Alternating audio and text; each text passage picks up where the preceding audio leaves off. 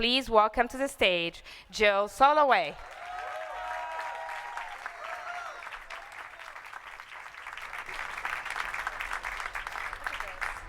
This is so exciting. I'm going to be out here every day with a little water bottle and a chamois cloth, just keeping it clean every day. Like you have nothing else to do. I have nothing else to do. I'm going to keep your star clean. When it came time to cast the role of Shelley Pfefferman, I did what I always do. I checked with my sister Faith. I had a list of actresses, a lot of great names, and I ran the names past Faith, and all the different names, and Faith said, "It's Judith Light!" And I said, "It can't be Judith Light because Shelley Pfefferman is Jewish, and Judith Light is not Jewish, and if I cannot have a not Jewish person play Shelley Pfefferman." And Faith said, "Judith Light is Jewish."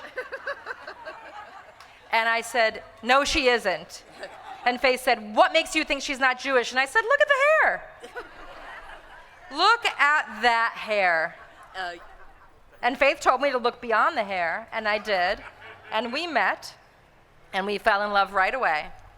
And we talked about Shelley and Shelley's soul, and she also told me about what mattered to her most, giving back to the queer community, her calling to bring love to as many places as she could. And I said, "Would you consider cutting your hair?" Right. And she said, "Maybe."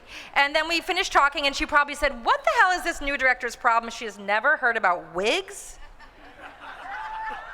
And we got you a wig, and Judith became Jewish, and Judith became Shelley, and everything I'd heard about you, what America said, it all came true. Everybody was saying that if you're going to work with Judith Light, she is magic, she is pure magic, small magic, like the way she healed a bee sting on my head. "Oh, Judith, there's a bug right there. Can you?" Judith laid her hands on my head and healed a bee sting on the first day of production. These famous words, are they about Rapunzel or Judith Light?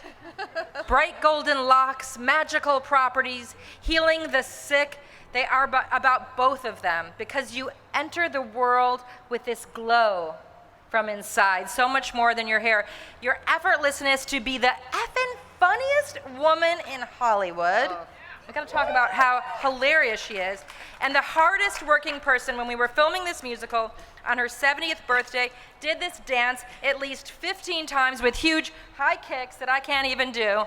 I was exhausted from going to the craft service table, and you were doing the dance number 15 times.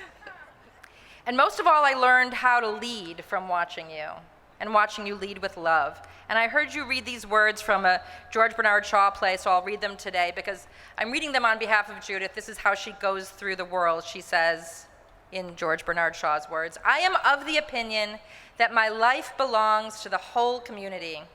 And as long as I live, it is my privilege to do for it whatever I can. I want to be thoroughly used up when I die. For the harder I work, the more I live. Life is no brief candle for me. It is sort of a splendid torch, which I have got hold of for the moment, and I want to make it burn as brightly as possible before handing it on to future generations. You beautiful, sensational, brightly burning golden halo, golden heart, magical properties, Judith, you inspire me. You inspire all of us. We are so privileged to know you. This star, it is about time. It's your moment. We love you."